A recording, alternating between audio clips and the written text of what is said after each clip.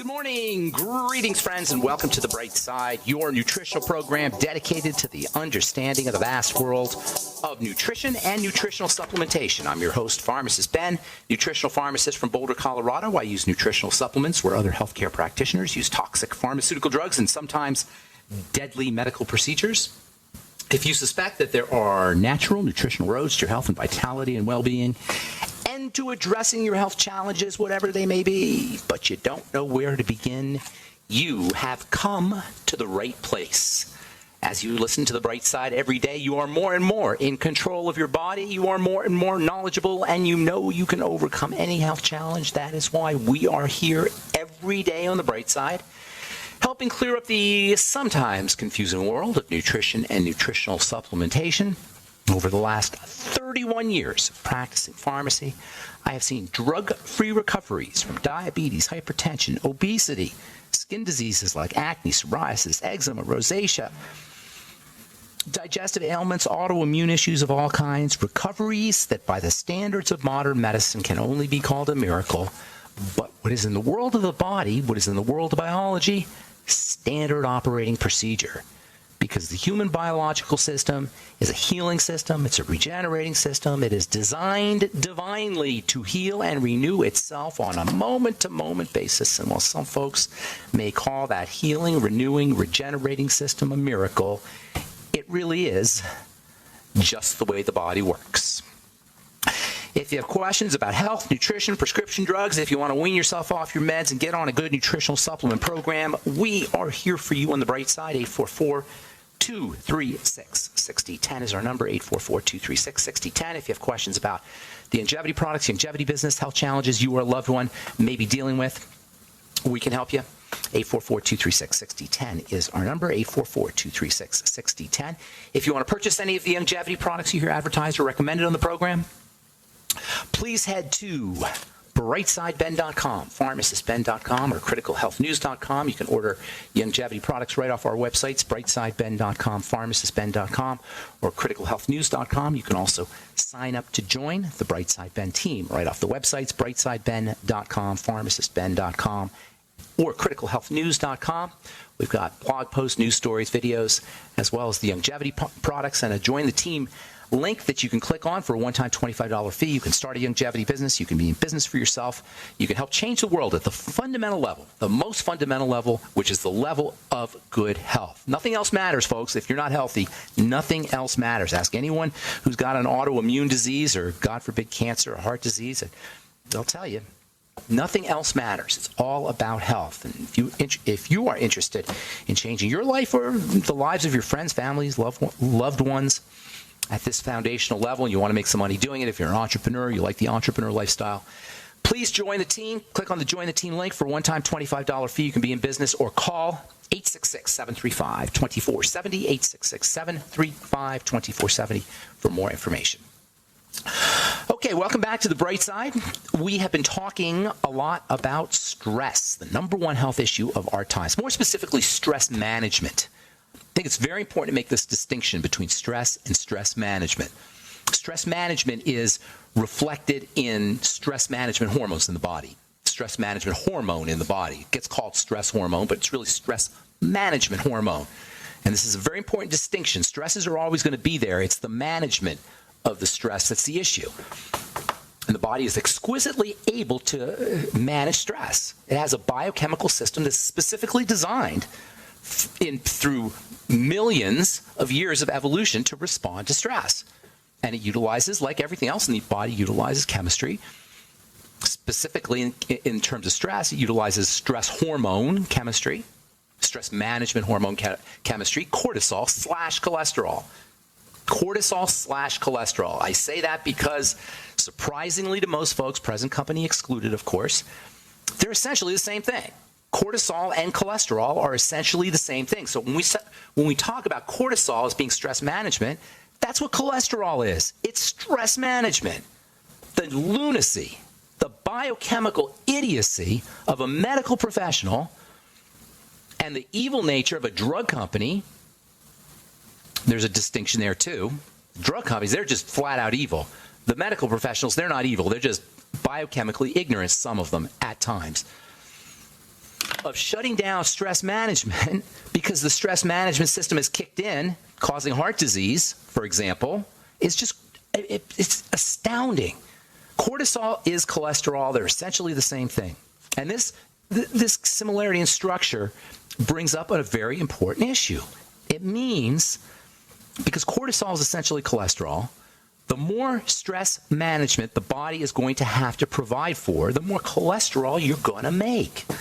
And that means the most effective way to lower your blood cholesterol is to reduce the stressors, chief of which is sugar. Drugs are stressors. Drugs are poisons. Nutritional depletion can act as a stressor.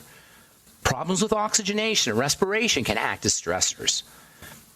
Reduce the stressors, you will lower your cholesterol, because cholesterol is cortisol. They're both stress management substances. Cortisol has a few little biochemical tweaks. A few little atoms here and there are different. Basically, it's the same thing.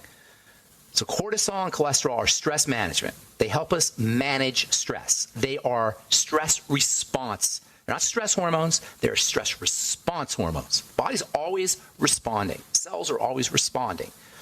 The body and cells are responsible. They have an ability to respond. The cells and the body are responsible for how our health shows up. We know this intuitively. Our health is a function of, first of all, our cells, and then our body responding to something. Responsiveness, the ability to respond, responsiveness is the essential condition, the sine qua non, the essential, quintessential condition of anything that's alive. A synonym for responsiveness is intelligence, making choices. Making intelligent choices, making supportive choices is a key feature of intelligence. That's what responding is. Responding is choosing. Intelligence, responsiveness, these are key features of everything that's alive. Everything that's living, from a bacteria to a cell to an organ to a human being, everything that's alive is making choices and responding. A liver cell is responding, making choices, for better or worse. A bone cell, a skin cell, these are all responses. Disease is a response. Psoriasis is a response. Acne is a response. Heart disease is a response. Cancer is a response. Osteoporosis is a response. And by the way, health is a response. The body's always responding. If we don't like a response, change what we're responding to. Stress and the stress response, by the way, is called strain. Stress and strain. That's the official terms. They're engineering terms, and they were borrowed in the 1920s. They were borrowed from engineers. Stress is like the force that's put on a bridge from the wind, and the strain is how much the bridge moves. Stress on a railroad track is the amount of pressure that's put on the track as the train goes by, and the amount that the movement in response to the stress is called strain. And these ideas of stress and strain, which are engineering ideas, were borrowed by biochemists. Actually, one particular biochemist named Hans Selye, S-E-L-Y-E, Hans Selye, came up with something he called the general adaptation response, which is what he described as the 3 stages of how the body responds when it's under duress. Stress and duress were really starting to become a big health issue at the turn of the 20th century. Basically, towards the end of the 19th century, as the Industrial Revolution was kicking in big time, and as our understanding of the mind started to take place, Sigmund Freud started to come up with his ideas in the late 19th century, how we began to start to understand things about the mind and about our psychology and about how our psychology affected our biology. Hormones, they started to study hormones. They discovered hormones right around that time. They started to synthesize hormones, particularly the steroid hormones. Various organs of the body, like the adrenal glands and the liver, were starting to become sites of research or targets of research. And this was all happening around 1920, between the 1880s and 1920s or so. Hans Selye, S-E-L-Y-E, wrote a book called The Stress of Life. You can still get it off Amazon. It's a classic book on stress. And he came out with what he called the general adaptation syndrome. The general adaptation syndrome is a 3-step process, which is, we'll talk about here in a second when we come back from our break, a 3-step process that the body goes through when it's under duress, when it's under stress. And Hans Selye said this stress and duress is the cause of all chronic diseases. And this is the 3rd point on the triangle of disease. He was 100% correct. All right, 844-236-6010 is our number. I'm Pharmacist Ben. You're listening to The Bright Side. We'll be back right after this.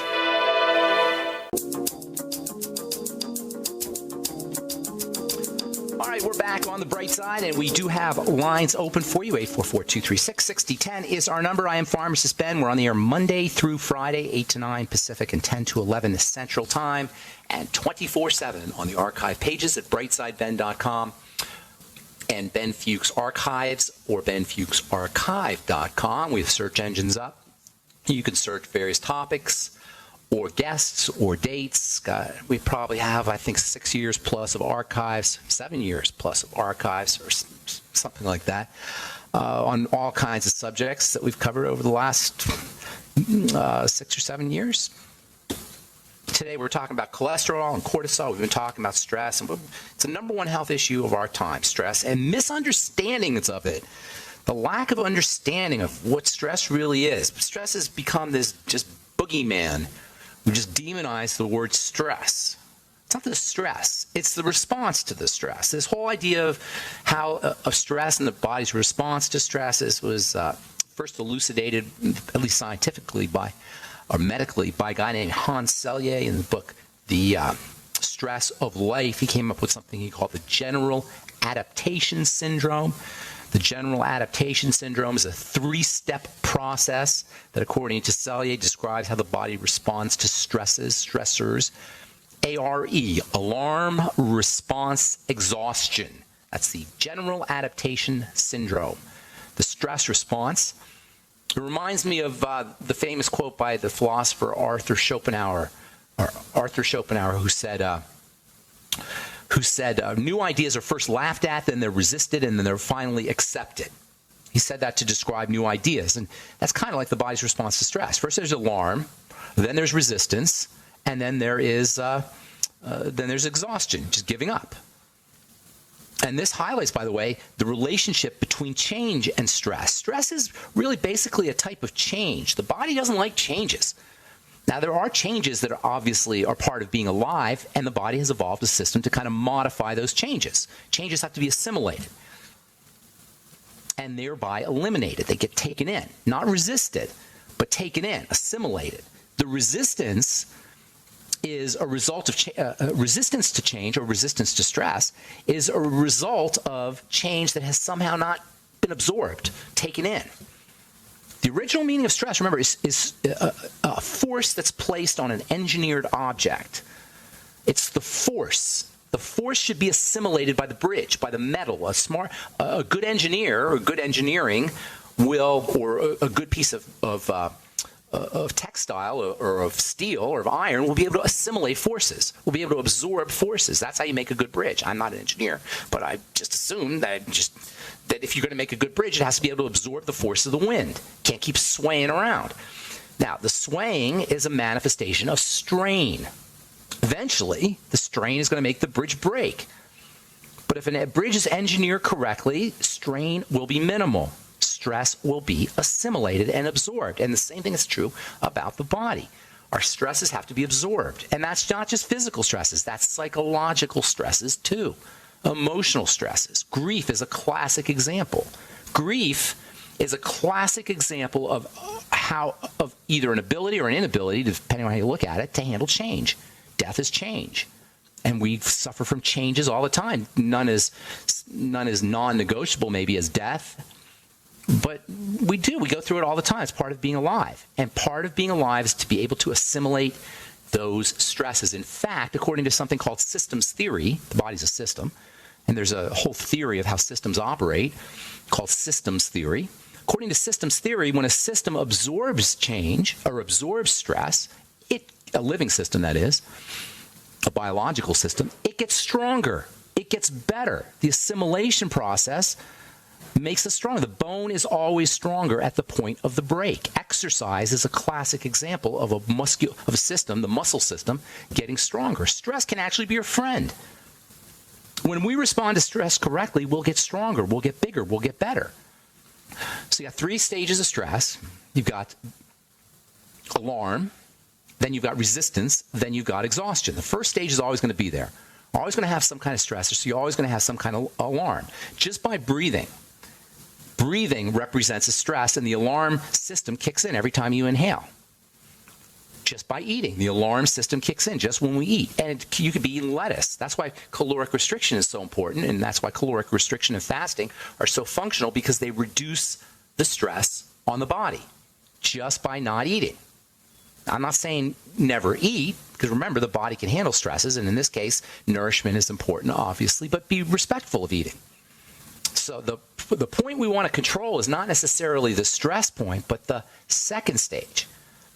At this level, Celia says you get resistance, but I say we get homeostasis.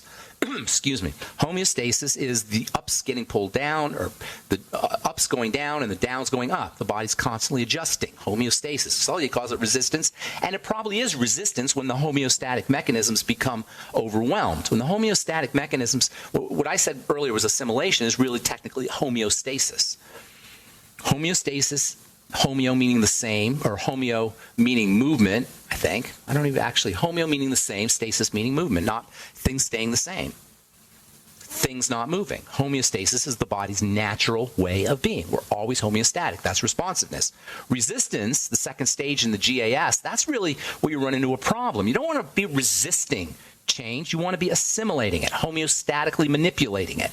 We only resist when we're no longer able to handle a problem homeostatically. Homeostasis requires energy. Homeostasis requires nutrition. This is where our problem is, at least physiologically. We don't have the energy to be able to assimilate the changes. And it starts with a poor nutrition. When nutrition is depleted, when we don't have the vitamins, we don't have the minerals, and when our stresses are chronic over and over and over and over again, especially food stresses, this is where we run into problems. We can't eliminate stress. That's part of life. But we can reduce the strain by improving the body's ability to handle the stress. Using nutrients, using vitamin C, the quintessential, well, vitamin C and the B complex are the quintessential anti-stress vitamins. Reducing the sources of stress, the resource depleting agents. Sugar is a primary resource depleting agent that will keep us from being able to homeostatically handle stress. The more sugar we eat, ironically, we tend to eat sugar mentally when we're under stress, and that further depletes resources that help the body handle stress, which has us eating more sugar, which further depletes resources, which has us eating more sugar. Cigarettes, alcohol, drugs, how ironic is that? Drugs that are supposed to help us actually add stress to the body. They increase the amount of nutrient depletion. They cause more nutrient depletion. That's one of the biggest problems with medication that nobody talks about. Not a single peep was heard about this in pharmacy school. And your doctor probably doesn't know, never thought of this either, but common sense will tell you that you're depleting your nutrients when you take medication. Medication costs you nutrition. It costs you vitamins. It costs you vitamin C. It costs you essential fatty acids. It costs you the B complex. It costs you electrolytes. It costs you zinc. It costs you vitamin A. The drugs we take to get better, supposedly, or at least to stave off the symptoms, deplete our body of resources, causing more stress, causing more problems. And nobody talks about it, but it's common sense when you understand how the body works, at least. All right, 844-236-6010 is our number. I am Pharmacist Ben. You're listening to The Bright Side on the Genesis Communication Network. We'll be back right after this.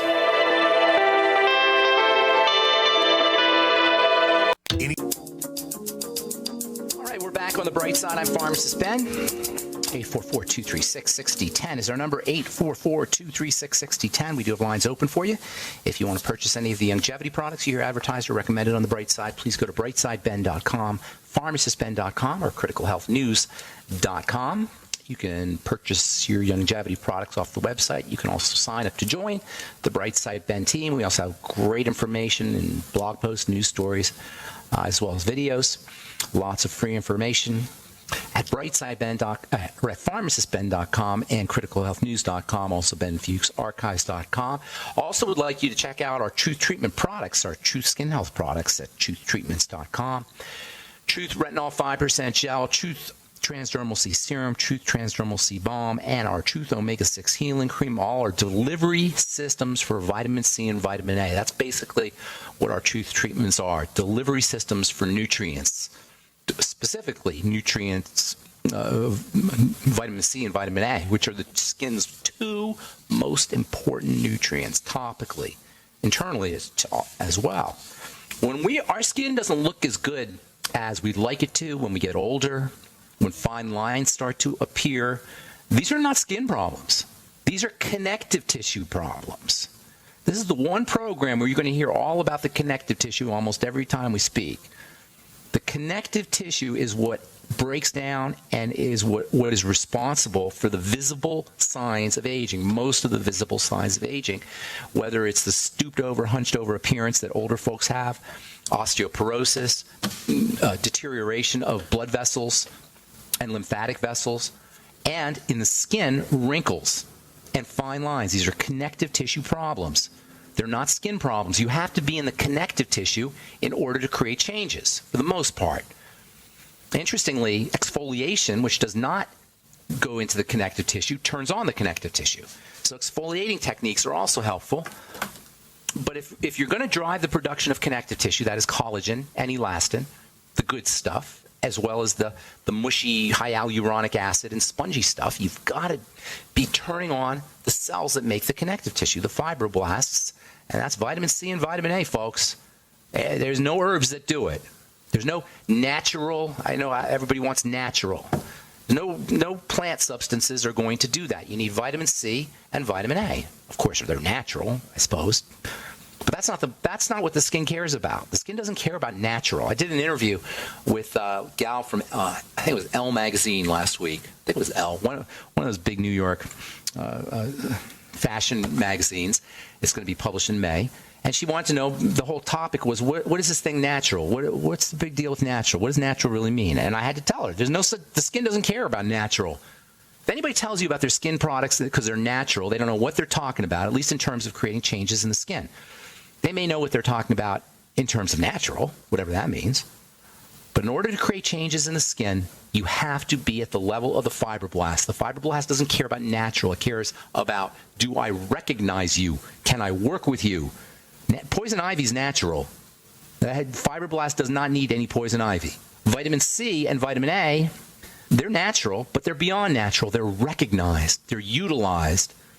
The skin has an ability, the fibroblast, the cell that makes all the good stuff, has an ability to use these substances. That's why vitamin C and vitamin A are the two most important topical nutrients, topical ingredients that you can ever put on your skin. Where can you get them? In high concentrations?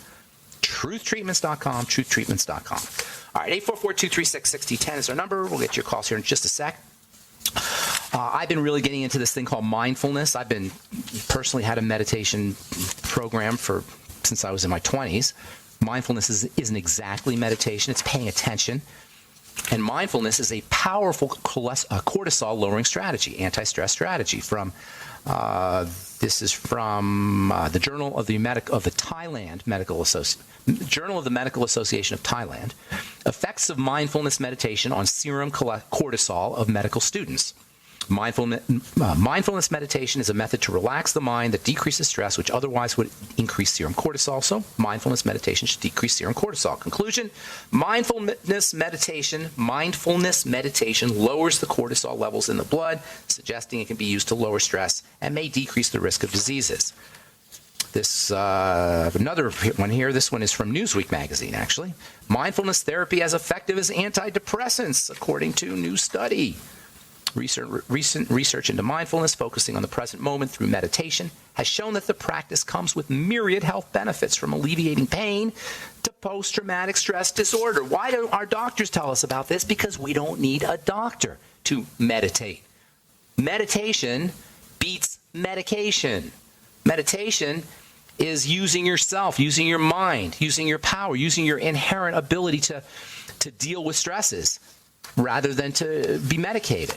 This is from Oxford University. They call it MBCT, by the way, mindfulness-based cognitive therapy. According to William Kuyken, Kuyken of Oxford University, professor of psychiatry and lead author of the study, while MBCT, mindfulness-based cognitive therapy, fancy way of saying mindfulness, paying attention, is not a panacea, it does clearly offer those with substantial history of depression a new approach to learning skills to stay well in the long term. Well, what are your choices if you're depressed? Because the drugs don't work.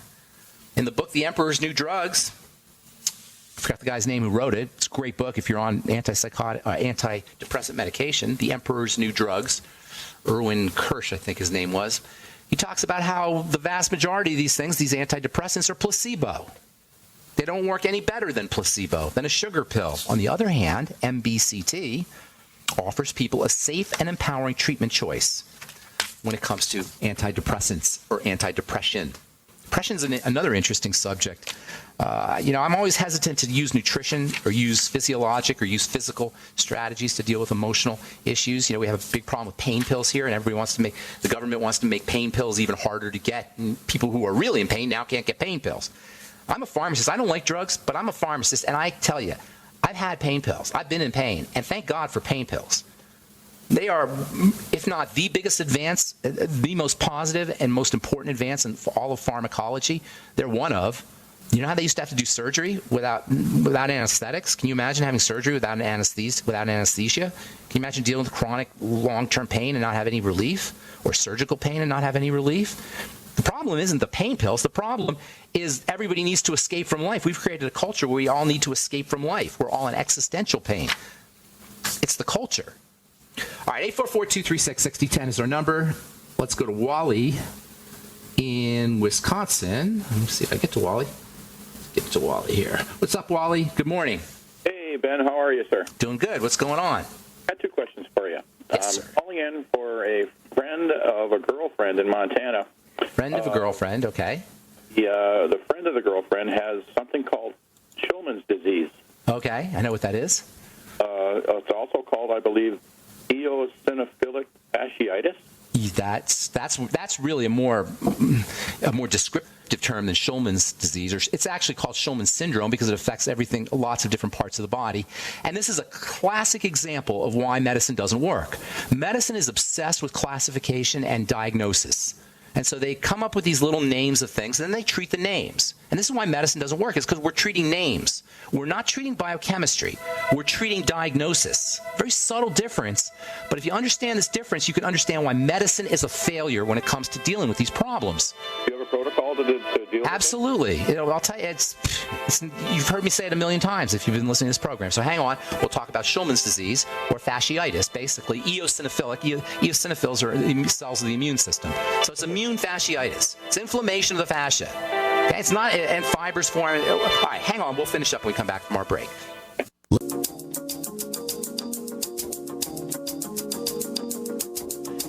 We're back on the bright side. I'm Pharmacist Ben. 844-236-6010 is our number. We do have lines open for you. We're talking to Wally in Wisconsin about Shulman's disease, and it's almost Shulman's syndrome. Actually, is almost like a textbook case, an iconic example of this idiocy of the medical model when it comes to treating names and treating syndromes and treating diagnoses. This is the reason why the medical model fails us, and it's a subtle difference, a subtle point, but it's a very important point. You can't treat a diagnosis. You can only treat biochemistry, and you don't even treat biochemistry. You reverse biochemistry. Does that make sense, Wally? Do you understand what I'm saying here? Do we have Wally? Did that make sense, Wally, how I explained that? Did you hear? I don't know if you heard what I said. Yes, it does. Okay. So the biochemistry of Shulman's syndrome involves inflammation at the level of the fascia. The fascia, now we've talked about the fascia before. I haven't talked about it for a while, but the fascia is like the inside of a baseball. Did you ever open up a baseball when you were a kid? Sure. Right? You know how the inside has rubber bands in it, right? Right. And a golf ball too. I know. I hear you laughing because you must have done that when you were a kid too. We used to do it all the time. We hit a baseball until the coverage just was completely worn off of it because baseballs cost a lot of money back then, I guess. And I was always fascinated by the inside, and the inside would have rubber bands in it. And I'm like, what the heck are those rubber bands doing? The rubber bands give the baseball spring, so when you hit it, it goes far. Right? You know what I'm saying? Well, your body is a spring-loaded device too, like a baseball. Spring, it gives you leverage, so a little bit of movement gives you a large amount of, or a little bit of pressure gives you a large amount of movement. Golf balls use it, baseballs use it, the body uses it. In the body, we don't have rubber bands, we have fascia. The fascia are the rubber bands. Does that make sense? Yes, sir. Okay. So Schulman syndrome is an inflammation of the fascia.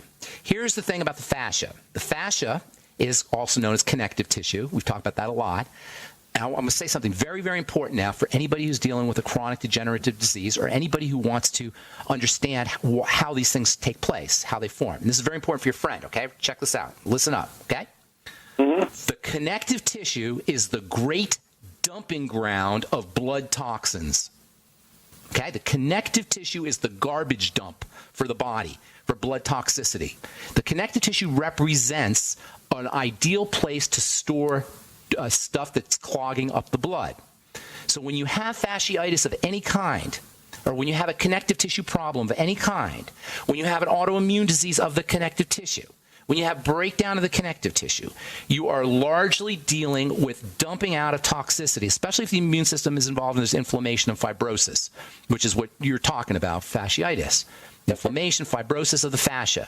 The blood has become so toxic, it's now dumping off toxins into the connective tissue, into the fascia. The fascia become inflamed from all those toxins. Sometimes the immune system can attack it. Then you get an autoimmune disease. But it all starts off with dirty blood. Does this make sense? Did I explain this okay? Yes, sir. Okay, now, if you just say it's Schulman's disease, who the heck is that? Who's Schulman? What does that got to do with the disease? But if you say fasciitis, now they say eosinophilic fasciitis. Eosinophils are white blood cells. They're immune cells. So it doesn't. You can scratch that one off because obviously the immune system's involved. Right. So you're dealing with an inflamed fascia following toxicity in the blood. So how do you handle it? Well, I mean, you don't need to be a rocket scientist here. You don't need to be a genius. You don't need to be a doctor. You don't need 8 years of medical school to figure this out. If you got stuff getting into the blood, you got to eliminate that stuff that's getting into the blood. So how does stuff get into the blood? Well, you can shoot it up through your skin if you're an IV drug user, and that happens. And guess what? If you do shoot stuff up through your skin, you're at higher risk for fasciitis. But I'm going to presume your girlfriend's friend is not doing that. So where's the other source? Where's the other main entrance of toxicity into the blood? Food. And I'm not saying this because I'm Mr. Food Guy. I'm saying it because it's common sense. Are you with me, Wally? Yes, sir. Did I say anything hard to understand? No, sir. Of course not. It's just common sense. It's a plumbing problem. It's clogged plumbing. The stuff's getting dumped off in the connective tissue. Swear V cleanse, number 1. Food diary and elimination diet, number 2. Nightly essence and probiotics and fermented food, number 3. Digestive enzymes and apple cider vinegar, number 4.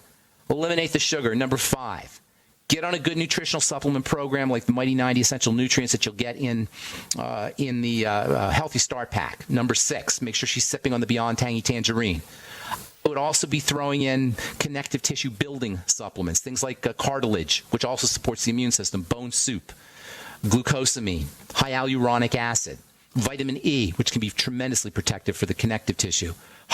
You'll get vitamin C in the Beyond Tangy Tangerine, of course, but I do extra vitamin C because you can't make connective tissue without vitamin C. Do you see how we're working here? This isn't anything you haven't heard before if you're listening to this program. Also, keeping your cortisol down, relaxing the body, muscle relaxation, stretching, yoga, Pilates. We want more? Make sure she's practicing her SDR breathing, slow, deep, rhythmic breathing. These are everything we all have to do. She just has to do it with more vigilance. Does that make sense? Do you think possibly that this could be caused by an infection? If so, do you think a dose of minocycline? No. I'll tell you why. 2 reasons. If it was an infection, she would have infectious symptoms. Okay. She would know. Secondly, minocycline kills bacteria, all bacteria, including gut bacteria. Considering the problem begins in the gut, it is completely counterproductive, borderline idiocy for anybody to prescribe minocycline to take for this kind of condition. Borderline idiocy. I'm not sure where that border is because it seems pretty idiotic to me when you understand where the problem is beginning, right? There's no good drugs. Do you need minocycline sometimes? If you have an infection, maybe, yeah, but not for this condition like this. This is your girlfriend's friend, so you probably don't know the answer to this, or you may. Does she have any other health challenges? Does she have a history of digestive problems? Does she have a history of gluten intolerance? Does she have a history? You don't know the answer, or are you saying no? I don't know the answer. You don't know the answer, right?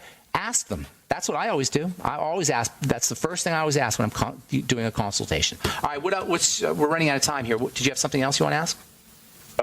Yeah, I wanted to ask you. A couple of years ago, I called you about a friend who had turned out it was West Nile virus. You were correct in your diagnosis.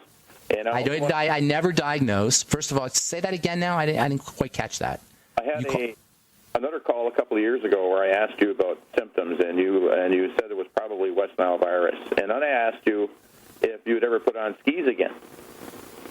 If I was ever put on what? If you ever went skiing again.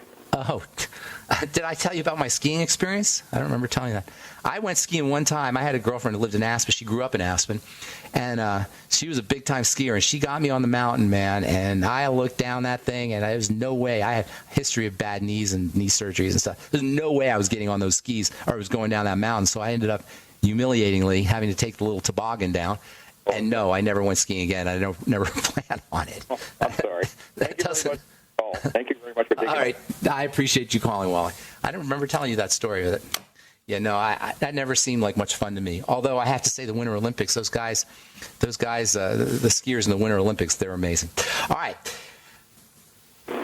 That's it for today, I guess. Nobody else is on the call. I hope I'm not being self-righteous here. I don't mean to be self-righteous, but it's so important that we understand how the body works when it's breaking down, how the body works, and how the body works when it breaks down. Because the doctors aren't helping us. The medical model's not helping us. We've created a culture of sickness and a culture of disease, and we're expecting the medical model to make a difference, and they can't do it. Because underneath it all, it's not about the names of our diseases. It's about the biochemistry of our diseases. It's about the symptoms.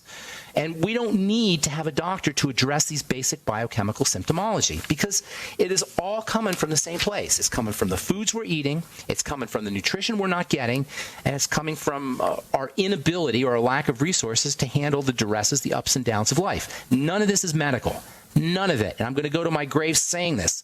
We don't need the medical model to be healthy, with the exception, of course, of mechanical trauma, that kind of thing. That's where the medical model excels. But when it comes to chronic, long-term degenerative diseases, it is about the choices we're making in our life. And it starts with food, continues into nutritional supplementation, and then it finishes up with stress management. Food, nutritional supplementation, stress management. And when I say food, I'm talking about sugar as well. It's a triangle of disease, you guys.